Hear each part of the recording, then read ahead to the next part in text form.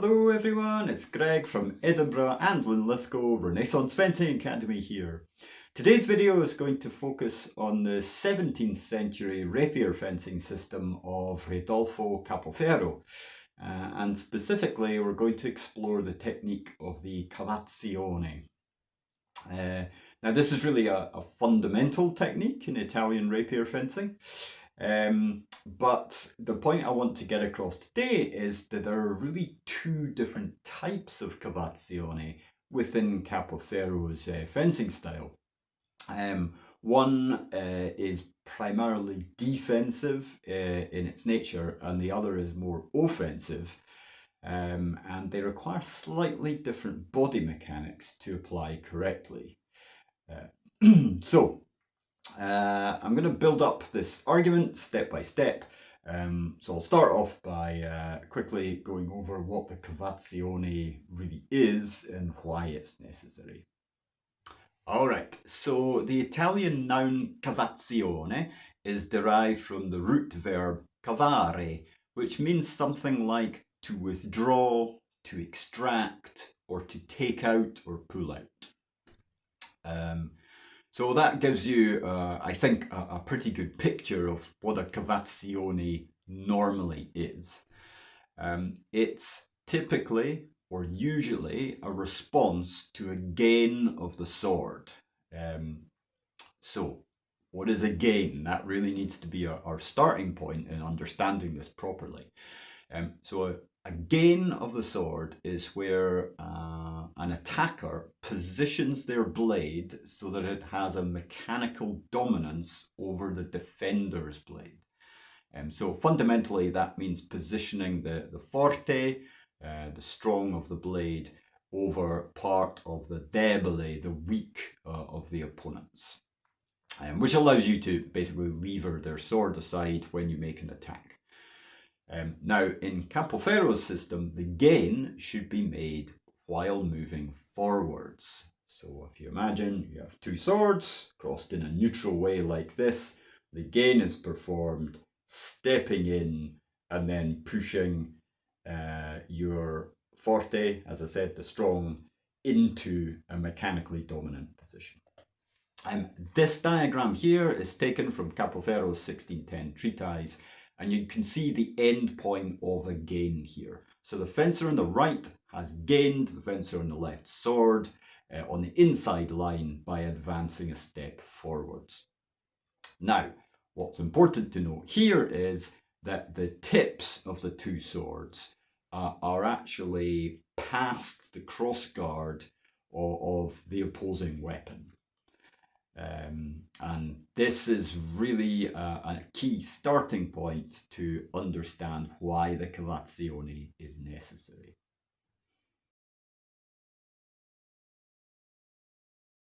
So, assuming the opponent has gained your sword, if you want to free your sword and turn the tables on the opponent to regain dominance, then you need to change the line of the sword, for example, from inside to outside.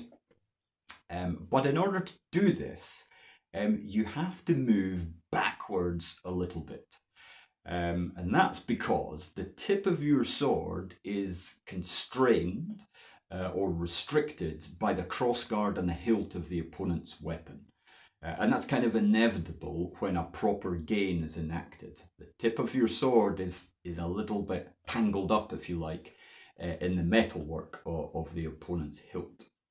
So in order to free the sword successfully, you need to withdraw, extract, or pull out, take out the sword from that weak position. And there are a number of ways that you can achieve this. So these are fundamentally defensive movements that pull your sword back in order to allow you to reposition it in a better place. But let's take a look at how this might work in practice. So there are going to be three variations of this defensive cavazione. Let's take a look. Okay, so for purposes of example, I'm going to start from the defensive guard of terza, and I'm going to move into seconda guardia on the outside line. Now here you can see me doing the cavazioni with a seeding of the vita. That is, I'm pulling the hips, the waist back slightly in order to free the tip. Now the second variation uses a seeding of the feet. So I'm taking a little step back with both feet in order to pull the tip backwards and then change the line. And the third variation is using a seeding only of the front foot. So I'm withdrawing to a narrow stance, but it has the same effect. It pulls the tip back slightly and allows me to free it and change the line. Okay, so that defensive cavazione is the kind of standard or default way of doing it in Capoferro's system. However, this is not the only case where you may want to perform a cavazione. You might want to perform a more offensive version of this. Now, if the opponent is just standing on guard or waiting for you to do something, and you want to change the line of attack, the situation is fundamentally different from opposing a gain. So if the opponent's weapon is static like this, maybe it's covering one line more than the other, let's say it's covering the inside line, and you want to therefore attack on the outside line. So you can just loop your sword around to the other line and then proceed to the attack. Now this does not require moving backwards because the tip of your sword will not be past the opponent's crossguard at the point where you wish to change the line.